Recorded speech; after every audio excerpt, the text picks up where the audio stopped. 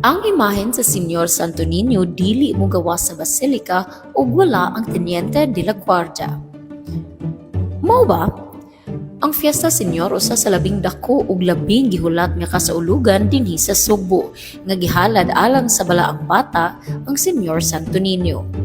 Apan, kahibalo ba mo nga dili mo gawas ang Senyor Santo Niño sa basilika nga walay magpuli ug magbantay sa iyang puloy-anan? Dinhi mosulod ang mahinungdanong papel sa Teniente de la Guardia. Ang Teniente de la Guardia mao ang imahe sa Senyor Santo Niño gikan sa Archdiocesan Shrine of San Nicolas de Tolentino Parish. Siya ang gitahasan nga magbantay sa basilika sa higayon nga mogawas ang Senyor Santo Niño alang sa solemn foot procession. Adunay gitawag nga Triduum ang maong parokya. Ug matag Sabado, bispera sa Fiesta Senyor, human sa alas 10 nga misa, musulod una sa basilika ang Santo Niño sa San Nicolas.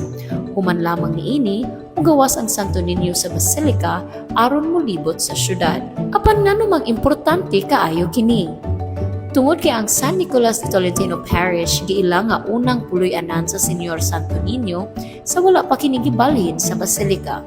Natukod kini niadtong May 11, 1584 ug mausab ang unang parokya sa mainland Cebu nga gidumala sa mga Agustinong pare. Tungod sa maong kasaysayan, gipadayon hangtod karon ang tradisyon sa Teniente de la Guardia. Ang Santo Niño nga mupuli, magbantay ug mubalik sa iyang parokya human sa Fiesta Senyor. Kini nga tradisyon nagpakita sa laom mga pagtuo nga ang tanang lugar na lukop sa presensya sa Ginoo ug sa dakong papel sa Teniente de la Guardia sa matag kasaulugan sa Fiesta Senyor dinhi sa Subo. Mao ba?